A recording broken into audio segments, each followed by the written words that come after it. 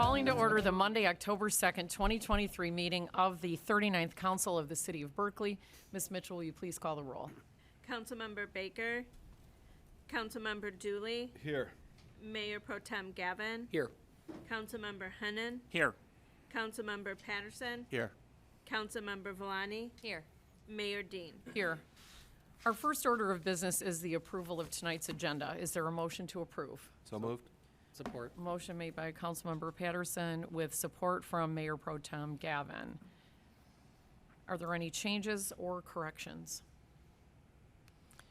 Seeing none, Ms. Mitchell, please call the roll. Dooley. Yes. Gavin. Yes. Hennon. Yes. Patterson. Yes. Villani. Yes. Dean. Yes. Please stand for the Pledge of Allegiance.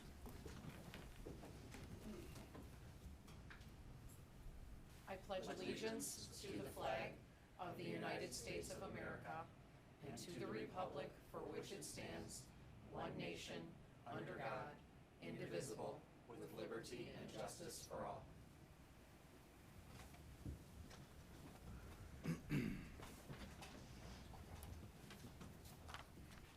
We've now come to the portion of the meeting where you may present your thoughts on any issues that are not included on tonight's agenda. When you come to the microphone to speak, you'll have 3 minutes to tell us what's on your mind and in your heart. Please state your name and city of residence. If your concern needs to be addressed by a department or a member of city staff, please leave your contact information on the table outside this door. There's a sheet there for that purpose. You may speak on a specific agenda item when it is being considered. Please no booing, clapping, cheering, emoting, anything, and direct your comments to the chair.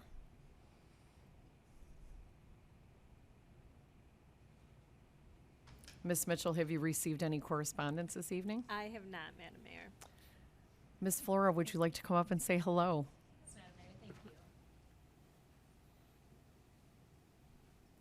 Hello, it's nice to officially meet everyone. I'm Caitlin Flora. I'm so excited to be Berkeley's next Director of Communications. I'm a resident as well, and I look forward to keeping everyone informed on all things Berkeley. Thank you. Thank you, Caitlin. Welcome aboard. Okay, I'm closing citizens' comments. Ms. Mitchell, will you please read the items on tonight's consent agenda? 1, approval of the minutes. Matter of approving the minutes of the 39th regular city council meeting on Monday, September 18th, 2023. 2, warrant. Matter of approving warrant number 1390. 3, proclamation number P3223. Matter of proclaiming October 9th, 2023 as Indigenous Peoples' Day. Is there a motion to approve the consent agenda? So moved. Motion made by Councilmember Villani Support. with support from Councilmember Hennon. Are there any corrections or additions? Okay. Ms. Mitchell, please call the roll. Gavin. Yes. Hennon. Yes. Patterson. Yes. Villani. Yes. Dooley. Yes. Dean. Yes. Ms. Mitchell, please read item number 1 on tonight's regular agenda. Recognitions, presentations. Matter of any recognitions or presentations from the consent agenda. Seeing none, Ms. Mitchell, would you please read item number 2 on tonight's agenda? Motion number M6923, matter of awarding the contract for the Coolidge Highway Crosswalk Improvement Project to the lowest qualified bidder, Rahorn Electric, Inc., in the amount of $126,905.14. In addition, allocate an additional 10% construction contingency, $12,690.51, and a not-to-exceed construction engineering amount of $14,862.27, for a total not-to-exceed project cost of $154,457.92. The projected cost of this project will be split with the Berkeley Downtown Development Authority, covering $103,486.32 of the cost, and the City of Berkeley covering the remaining $50,971.60. Is there a motion to approve M6923? So moved. Motion made by Mayor Pro Tem Gavin, Support. with support from Councilmember Dooley. Mr. Baumgarten. Thank you, Madam Mayor. This is a long-term item. We've been trying to get this before council for quite a while. The same would be true for the DDA Board of Trustees. But in order to try to make Coolidge even safer than the work that we've done over the last couple of years, we want to have designated areas for the crossing of our residents. We had a version of this in a previous iteration of the street. We found them to be inadequate, so they've been largely shelved since that point. And this is the next full measure that we need to take in order to get these back open and provide safe crossings for our residents.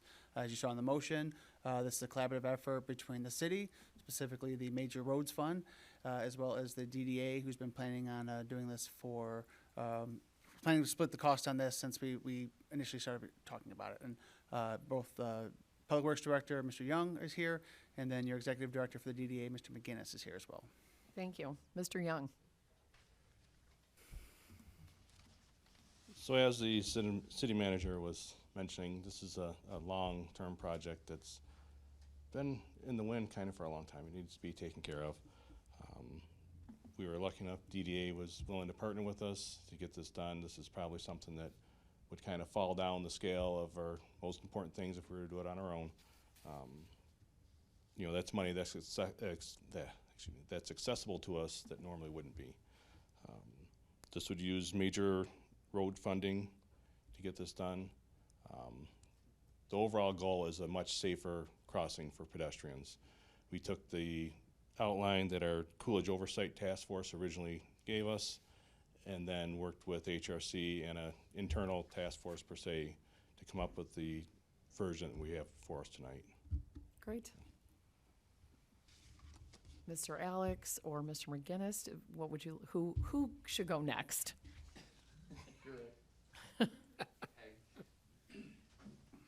Yeah, Mr. Young did a great job describing the project. I think we all have seen the shuttered crossing walk signs that have been shuttered for quite a while now, so it's exciting to make some improvements to those crossings. That'll include some additional concrete work that will further protect pedestrians, move them out safely into the road so that their crossing distance is shorter. And it's going to be a great project. We just talked to the contractor today. They're excited to get going. But like everything, there are material delays and there are lead times for different items. So we're looking at maybe a 2.5 month execution of the project. So hopefully by the holidays, they'll be up and running. Great. Thank you. Thank you. Mr. McGinnis. Good evening to this honorable body. On behalf of the Board of Directors for the Downtown Development Authority, there is strong interest in making this a priority and being able to invest in this enhancement for our residents, our businesses, and our downtown visitors. So the Board of Directors has voted with their budget priorities to allocate substantial funding for this, and then the next phase that comes as well. So there are city responsibilities and downtown responsibilities, and so we're looking to pay the downtown the 2/3 of the price tag for all of the multiple parts. And this builds on the investment that the Downtown Development Authority made in collaboration with the city a number of years ago with those signals. So this allows those previous investments to be even more impactful and positively serving the pedestrians, drivers, visitors, businesses alike, so that way the entire downtown community and the entire residential population of Berkley can be well served. And this is, again, an evolution that will come with even more improvements with the years and decades to come. This is not a one-stop, one-size-fits-all solution. This is just the next step in the overall series of improvements, and the Downtown Development Authority stands ready during this era of good feelings to help underwrite and finance and help that move forward. I'm really grateful that the city is willing to partner and make this possible, because it requires that mutual benefit, mutual willingness to take this next important step.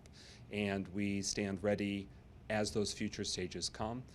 The administration and the department director, who very capably has helped move this ball forward, can address how we look to have in another season additional striping and enhancements done that makes this even more of a positive improvement for the residents, businesses, and visitors. But the motion speaks to it. The board of directors for the DDA already has made a budgetary decision that allocated that to that broader category. And then should you take an affirmative decision at next week's board of directors meeting, we will take this contract, this bid, for their ratification as the next step as well. And we're grateful that the Public Works was able to help be nimble, be adaptable when the initial round didn't yield as many leads. And this is a much more cost-effective route versus what the earlier part of the season was bearing out. And we're still aiming for a fall completion, which is really welcomed by the Downtown Development Authority Board. Thank you. Thank you. Any public comments on this agenda item? Hi, my name is Richard Basher. Please come up to the microphone and tell us your name and your city of residence. My name is Richard Basher. I'm a Berkley resident.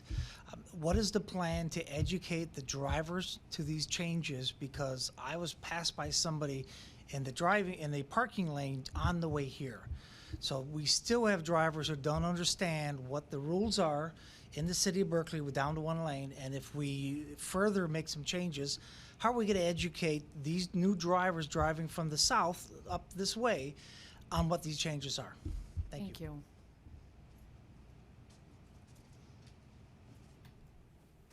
Madam Mayor, if I may? Yes. So we do have, it was one of the things that's been a continual concern with our public safety department as well. This, not only will the design of this come further out into the driver's view to give them a better view that something's happening, it will reactivate our rapid flashing beacons, which puts signage up, and then we plan to keep our upright signage in place as well. The nice thing about this, though, is sort of the long-term plan, as Mr. McGinnis mentioned, these concrete bump outs with crash-proof barriers are going to be a physical impediment to doing just that. People cannot reuse the parking lanes as drive lanes as long as there's no vehicles there, because there'll be a physical barrier in the way. It's also part of our striping plan as well, to perpendicularly stripe the parking areas as another visual indicator that the driver's in the wrong place, that they're not in a driving lane. But we do want all individuals, both users of the crosswalk as well as drivers on the road, to exercise a great deal of caution. Anytime you put the interest of pedestrians in the same space as the interest of motorists, you have the potential of something going very wrong. So educational signage for the pedestrian is also a portion of this as well. Good. Thank you. Any other public comment? Discussion from council. Councilmember Hennon. This would be a question for Mr. Young or Mr. Baumgarten. The fund that the city portion is paying out of is the major road fund, correct? Correct. And so that's a fund that the dollars are restricted. We can only use it for road, pedestrian, those sorts of projects. That isn't the general fund money that we could just reallocate to, anything we want. So it's not like we are taking from, somewhere else to pay for this. We're using road money for this road project. Correct. This is all gas tax money, road funding. And even further, we're not even taking this from the roads themselves. There is a requirement that comes with the Public Act that we have to dedicate a certain percentage over. You have a couple of different ways of doing it, but it amounts to about 10% over 10 years to non-motorized pathways. We're doing a portion of that with the updated walkway between 12 Mile and Webster, and then this will be another continuation of meeting that state standard. Okay, thank you. That's all. Thank you. Okay. Just one thing. I just, two things actually. One, I did look at the plans, and I feel like it does improve the safety that was lacking in that with the previous crosswalks. And anytime we're improving safety, I think it's a win-win. And it also includes what we worked on with the master plan, making it more of a walkable design for our pedestrians downtown. Being outtown, it is very difficult to cross there. So, thank you. Thank you. Okay. Ms. Mitchell, will you please call the roll on M6923? Hennon, Yes. Patterson, Yes. Valani, Yes. Dooley, Yes. Gavin, Yes. Dean. Yes. Motion number M 6923 has passed. Ms. Mitchell, please read item number 3 on tonight's agenda. Motion number M 7023, matter of approving a Downtown Development Authority event, Berkley Monster Mash Block Party on Coolidge between 12 Mile and Catalpa on Saturday, October 28th, 2023, from noon to 5 p.m., and authorizing the road closure of Coolidge on that date. Approval is conditional upon the submission of required items and documents prior to the event date. Is there a motion to approve M 7023? So moved. Support. Motion made by Councilmember Patterson with support from Councilmember Villani. Mr. Baumgarten. Madam Mayor, Mr. McGinnis can tell you all about the great things that happen at this event, but from a process standpoint, this comes to you as a community special event application, which means it has been shepherded through the approval process by the city clerk's office. It has been reviewed by every applicable department, whether to say they approve with it or it's just not applicable to their space. You'll see that indicated in your packets with signatures and the Recreation Department noting an NA on there. But we do believe this event can be safely held on Coolidge should council approve. Thank you. Mr. McGinnis. Well, good evening again. This is the third iteration of our Monster Mash Block Party, the crescendo of our Berkley season during the month of October throughout our downtown. And we're really grateful about the community's really enthusiastic embrace of the entire Berkley season, and this particular event very much is the exclamation point on the series that happens. So if you'll indulge me, I'll speak about this specific request, and then I'll end with a pitch. In part, since our council liaison, Councilmember Baker, is with us this evening, I'll pitch hit and offer a bit of a snapshot for the community and this council about what's happening this entire Berkley season. But specifically for this event, it's the final Saturday in the month of October. The first year, we had it as a block party on Dorothea at Coolidge. So very, very small, compact, but the enthusiasm was great. Last year, we expanded the footprint thanks to the collaboration with the city and the approval of this honorable body. And this is the same footprint we hope to have with your consent for this year, where it will be essentially a half-mile long, Coolidge being closed south of 12 Mile and north of Catalpa. An asterisk to that is that there is an apartment complex on the other side of Rosemont from here, and so working with public safety and public works, we ensure that those residents are able to have safe, navigable passage despite the road closure. But it's really important, one, because there's so many thousands of people that came out, and we just have so many features and fun decorations and activities and games, but there are thousands of children and pedestrians and downtown visitors. Because we continue to grow exponentially, we, weather permitting, it's still going to be a great turnout, but if Mother Nature complies, boy, are we going to have a great time. And this allows for safe gatherings and safe crossing. Obviously, we'll have over 120, likely higher this year, number of businesses doing trick-or-treating of candy distribution, both along 12 Mile and Coolidge, but we imagine that's a little bit too ambitious for us to try and ask the city to allow us to close 12 Mile and Coolidge. So we indulge you that you give us that half mile. As with our earlier DDA block party in June, we stand ready and are fully understand and accept the need for us to pay our fair share in terms of the overtime and the other operational expenses that requires from the city departments, specifically Public Works and Public Safety. And we're really grateful because there are so many thousands of people, it is an undertaking. This year, our sponsorship financial support is tracking higher than last year, and our volunteer base is already much more robust, which is really necessary because a bigger event requires a bigger budget and bigger volunteer base to pull it off. So we're really looking forward to October 28th. Again, it's in tandem with the trick-or-treat stroll. That runs noon to 3, and then the Monster Mash block party is 2 to 5. We're requesting that the road be closed for the duration of both, so that way we can set up, tear down, etc., with the help of volunteers to Berkleyfy that stretch of an important part of our downtown. This is something where community members, organizations, places of worship, businesses, fraternal organizations, sporting groups, if you have any interest, you can help make Berkley, specifically the Monster Mash, be even more successful and even more positive for our community. We welcome you. Can reach out to me. The email is director@downtownberkley.com.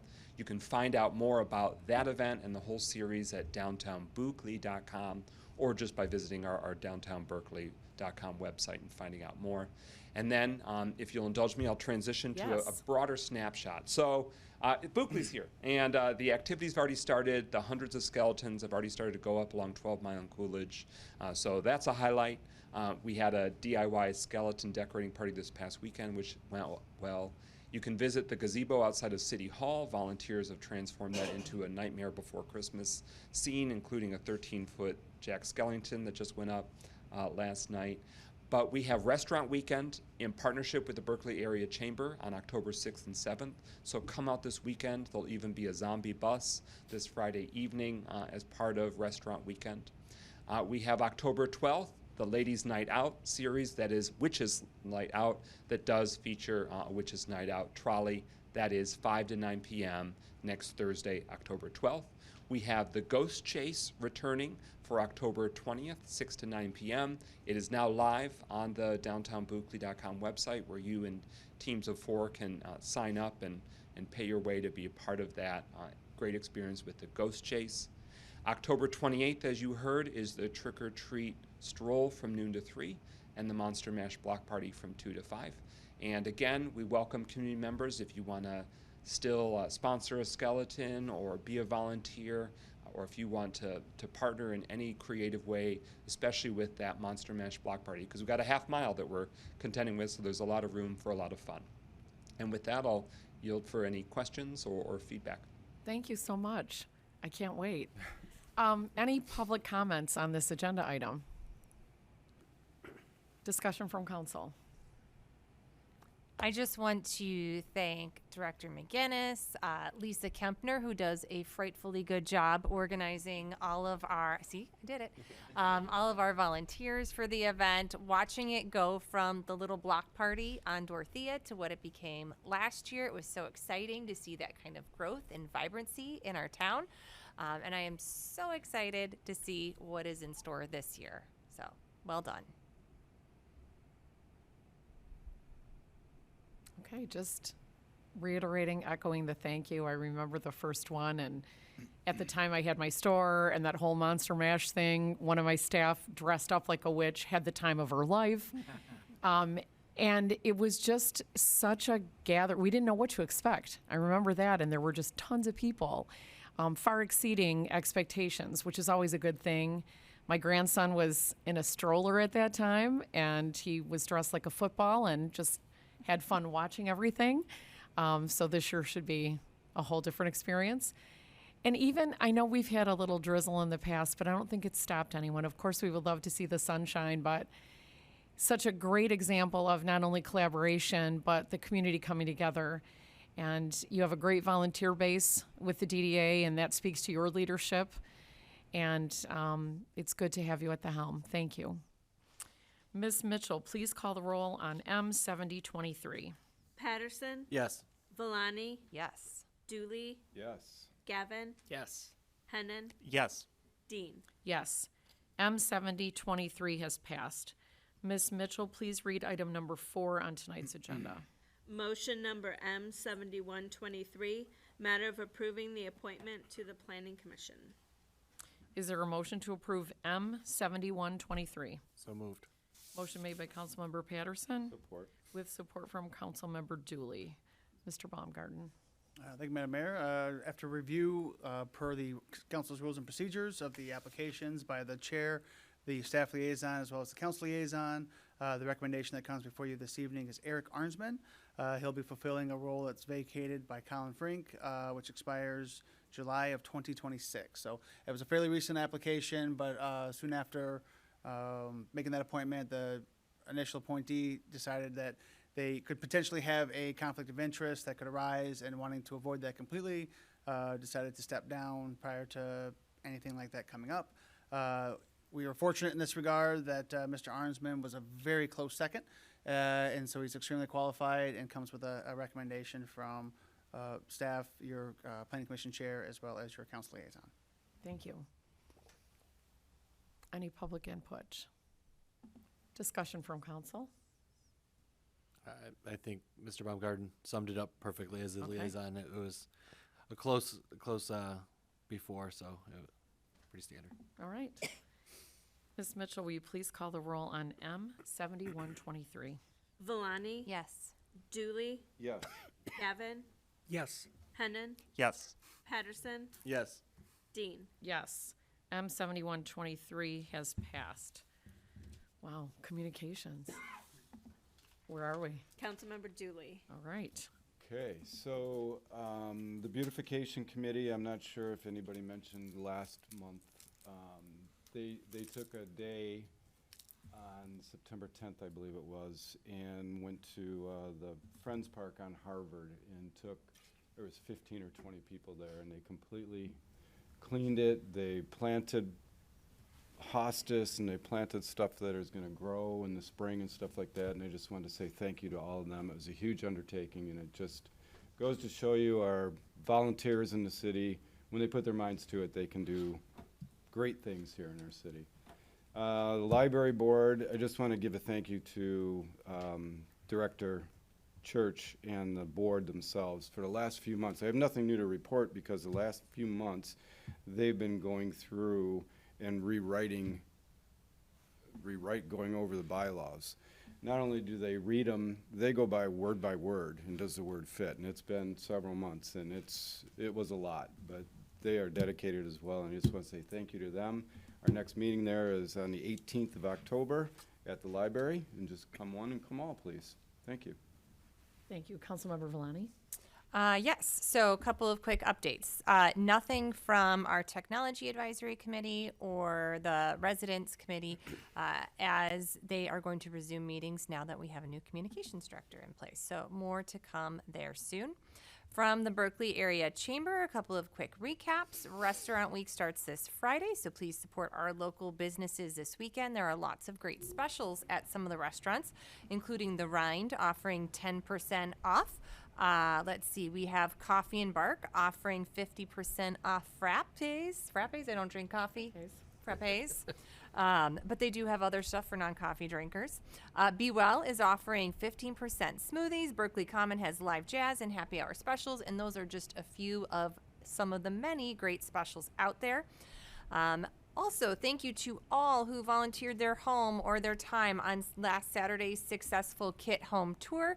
We had 10 homes total, 5 people were able to tour in, and 5 that people were able to walk around. So a very unique part of our history. So thank you to everyone who worked there. The Best of Berkley Award nominations are due by October 6th, and the winners will be announced at our State of the City held later this month. If you are interested in nominating a Person of the Year or Business of the Year, you can head to the Berkley Chamber page to submit your nominee. And then last but certainly not least, something that is truly scary and I think is important to highlight is that unfortunately we still continue to see hate crimes on the rise. And October is Trans Empowerment Month, and also National Coming Out Day is on October 11th. I am so proud of Berkley that we are an inclusive community, that we take a stand on pride. So I just want to remind all of our residents to raise awareness that all of the different people in our diversity, they are our neighbors, our children, our brothers, our sisters, our friends, and to be kind and to be supportive. And with that, I'm done. Thank you. Mayor Pro Tem Gavin. Thank you, Your Honor. Environmental Advisory Committee is going to meet Tuesday the 17th at 6:30 on the second floor of Public Safety. Congrats to Rebecca Randall, who was recently named chair of the EAC, as well as Trish Losey, who is now vice chair. Both are incredible volunteers. We're very lucky to have them. And also a big thank you to Mark Richardson, who spent years as chair of the EAC, also spent time on the Planning Commission. Mark is a thoughtful, kind, smart man.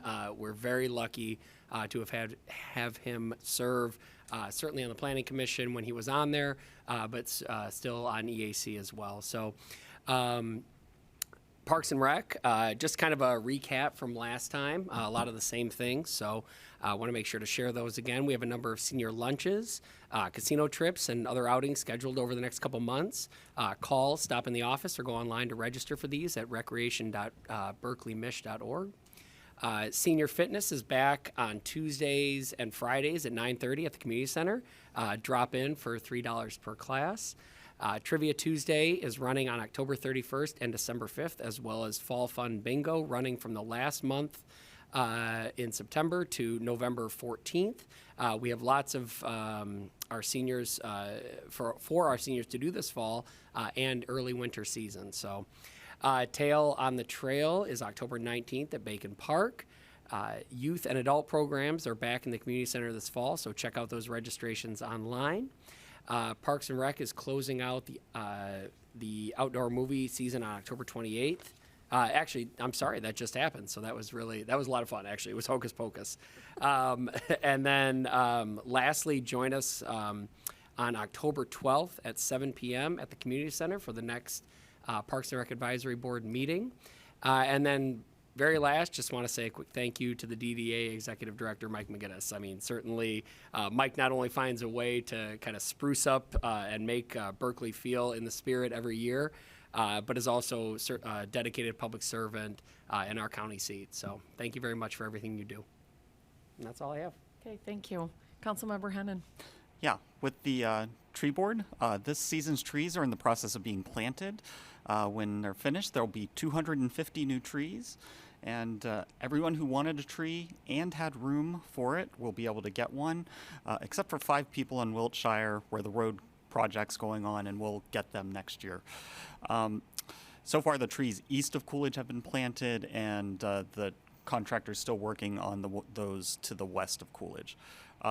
Tree board, DPW, Parks and Rec are also working on a grant for more trees inside of Oxford Park. And the tree board's next meeting is on October 23rd. For the Zoning Board of Appeals, there's no cases in October, and the deadline hasn't passed yet for November cases, so we don't know yet if they'll meet in November. Then finally, the Zoning Ordinance Rewrite Steering Committee is tomorrow. That's Tuesday, October 3rd, and we'll be discussing parking and signs. That's all I have. Thank you. Thank you. Councilmember Patterson. Thank you. The Planning Commission met, say that after a cough, on the 26th. They had 2 public hearings, one for a parking lot expansion on Greenfield and one for a multifamily housing project on Coolidge. I also the next meeting for Planning Commission will be on October 24th. Just a couple plugs, if I may. The American Legion this Saturday is holding their annual Rib Fest. Tickets are still available online. The proceeds do go to Berkley and Huntington Woods Youth Assistance Program, and the ribs are delicious, if I must say. I had a meeting at the library today with State Rep Weiss. It was open to everyone. She was talking about what they are doing at our state level for us here in Berkley.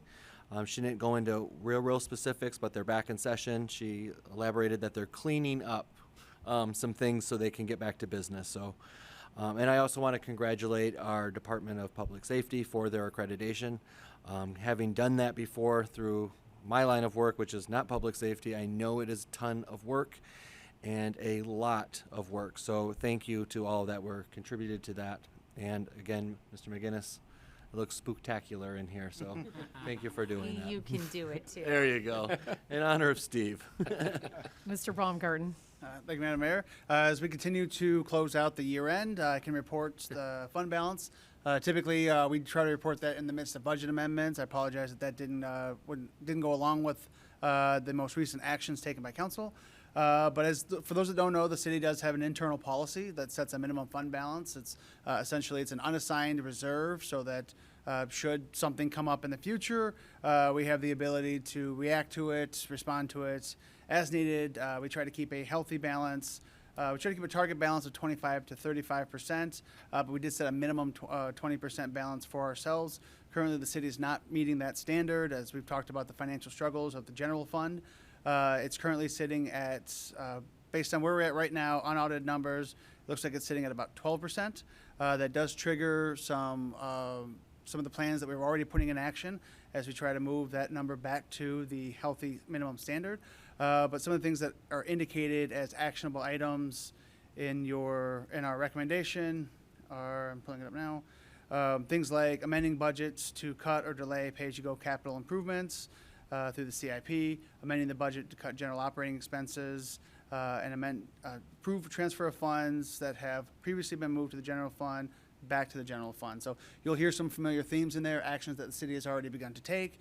And then in 2 years, we have a 2-year plan in order to get back to that standard per the adopted plan from here. So that will include the upcoming cuts that we've been talking to the community about in the 24-25 budget, and then also looking at re-asking the community at some point in the future to help our revenue picture change as well, essentially re-asking the question or a version of the question that we asked in May of this year. So the city is in the midst of trying to get back to that point right now. It will be a longer-term process because that even our own policy acknowledges that these things don't turn around overnight. But sure, on our way there, it will take some participation, though, from our department directors as well as our community at large. And just to point out, Mr. Baumgarten, we are not in violation of any GASB rules or any. This is what we internally have decided is a healthy fund balance. Yes. So it's not in violation of any rule or any outside anything. No, there are recommendations for these things, but we set a standard above those, and we're trying to get back to meeting that. Thank you. Yep. Mr. Sterin. Thank you, Mayor. An update, actually really a follow-up for council.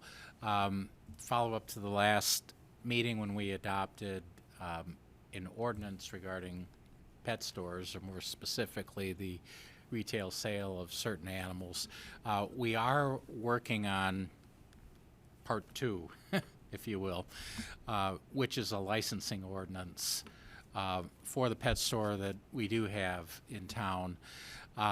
We had hoped and were aiming to have it for this meeting, but some second thoughts on my part, as well as some additional thoughts stimulated by questions from the mayor and city manager, caused us to miss last Monday's deadline in order to get it on this meeting. But we do plan to have it actually over here imminently, possibly tomorrow, no later than Wednesday, so that council members will have an opportunity to review, provide further input in case it needs further massaging, tweaking, but we should have something ready for council to act upon or at least consider at your next meeting a little later this month. Thank you. Appreciate your work on that. And I'll make sure Mr. Hennon, because I know he has some travel plans coming up, I will make sure that that it gets in his hands as soon as possible as well. Very good. Thank you. Well, I'd like to congratulate the Berkley Department of Public Safety for getting their stamp of approval from the Michigan Law Enforcement Accreditation Commission. This has been a 3-year process. There are 108 standards that they have to meet.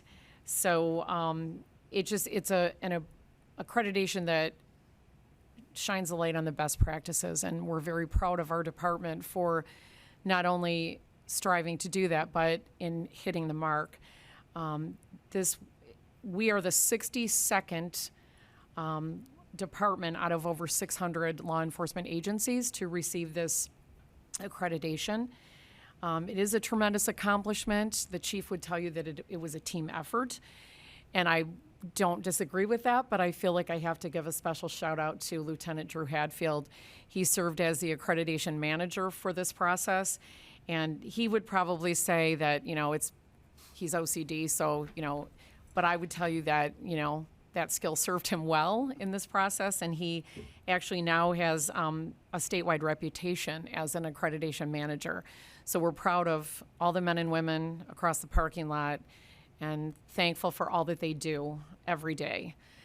I'd also like to congratulate my son and bonus daughter on the birth of their first child. So in addition to a grandson, I now have a granddaughter. And baby and parents are doing very well, and my heart is full, and I am grateful for this blessing.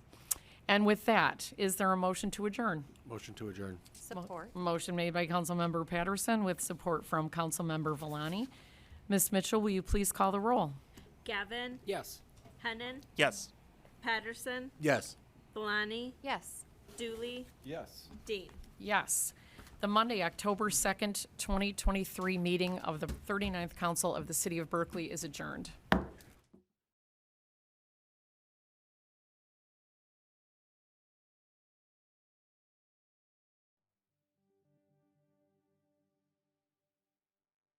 Thank you.